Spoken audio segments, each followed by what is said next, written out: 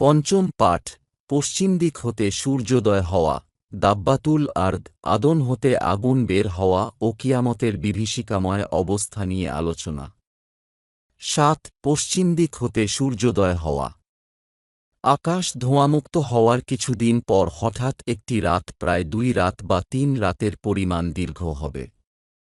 মানুষ রাতে উঠে নামাজ পড়বে ও ঘুমাবে, আবার নামাজ পড়বে ও ঘুমাবে, কিন্তু রাত পোহাবে না।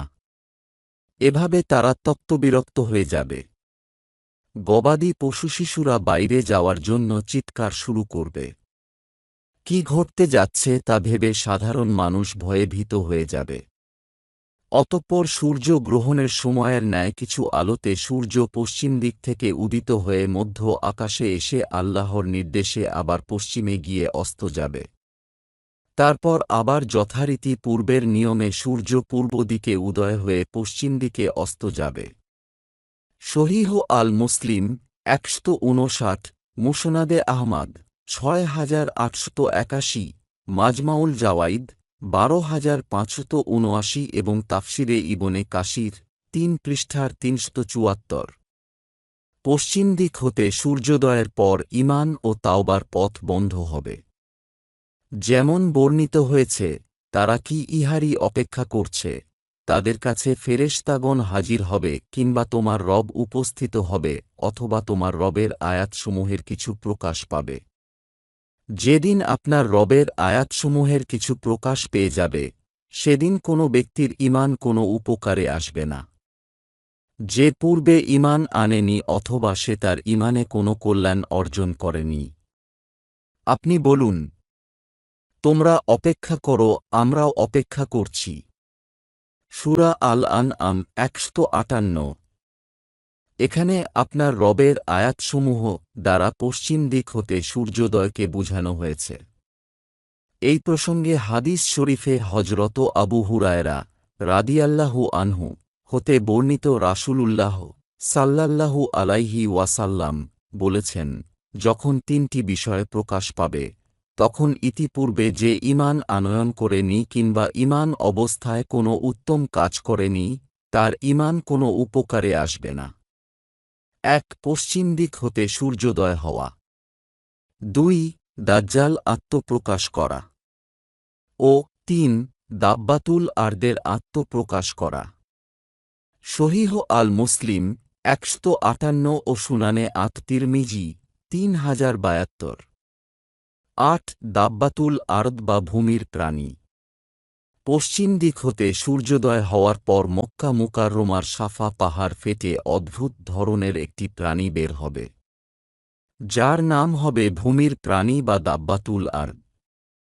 সে অত্যন্ত বাক্পটু হবে ও উঁচুমানের আরবি ভাষায় মানুষের সাথে কথা বলবে।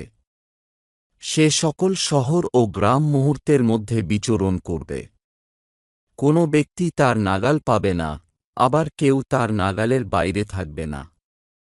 তার কাছে হজরত মূসা আলাইহিসসালাম এর লাঠি ও হজরত সুলাইমান আলাইহিসসালাম এর আংটি থাকবে।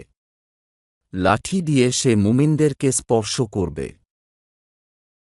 এতে তাদের মুখমণ্ডল উজ্জ্বল হবে ও সবাই তাদেরকে মুমিন বলে চিনতে পারবে। আংটি দিয়ে কাফিরদের কপালে কাফির লিখে সিল করে দিবে ও সকলেই তাদেরকে কাফির বলে চিনতে পারবে। সুনানে আত তিরমিজি ৩১৮৭ ও সুনানে ইবনে মাজাহ ৪০৬৬।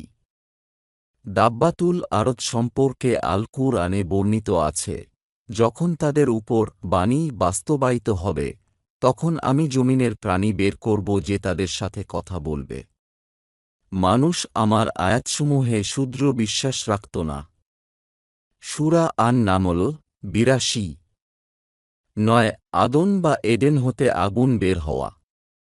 কিয়ামতের আলামতসমূহের মধ্যে ইহা শেষ।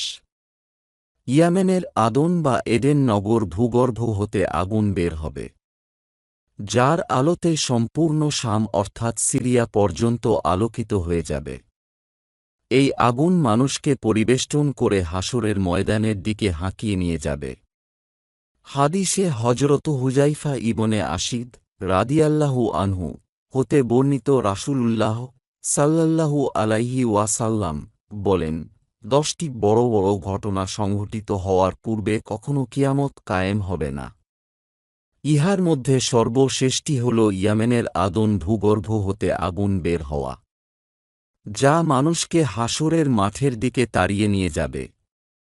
সহিহ আল মুসলিম 2901 ও সুনানে আবু দাউদ 4311। 10 কিয়ামতের বিভীষিকাময় অবস্থা। পৃথিবীর সূচনা হতে এ যাবৎ যত ঘটনা সংঘটিত হয়েছে ও ভবিষ্যতে হবে, তন্মধ্যে সবচেয়ে বিভীষিকাময় এবং প্রলয়ঙ্কারী ঘটনা হল কিয়ামত সংঘটিত হওয়া। যেমন আল কুরআনে বলা হয়েছে, কিয়ামত অবশ্যই আসবে, এতে কোনো সন্দেহ নেই। কবরে যারা আছে, নিশ্চয়ই আল্লাহ তাদের পুনরুজ্জীবিত করবেন। সূরা আল হাজ 7। অন্যত্র ইরশাদ হয়েছে, মহাপ্রলয়। মহাপ্রলয় কি? আপনি কি জানেন মহাপ্রলয় কি? সেদিন মানুষ বিক্ষিপ্ত পতঙ্গের ন্যায় হবে, আর পাহাড় পর্বতগুলো ধুনিত রঙিন পশমের ন্যায় হবে। সূরা আল কারিয়াহ 1-5। আরও বলা হয়েছে, হে লোক সকল, তোমরা তোমাদের রবকে ভয় করো। নিশ্চয়ই কিয়ামতের প্রকম্পন এক ভয়ঙ্কর ব্যাপার। যেদিন তোমরা তা দেখবে, সেদিন প্রত্যেক স্তন্য দানকারিণী আপন দুগ্ধপোষ্য শিশুকে ভুলে যাবে ও প্রত্যেক গর্ভধারিণী তার গর্ভপাত করে ফেলবে। তুমি মানুষকে মাতাল সদৃশ দেখবে, অথচ তারা মাতাল নয়। তবে আল্লাহর আযাবই কঠিন। সূরা আল হাজ 1-2।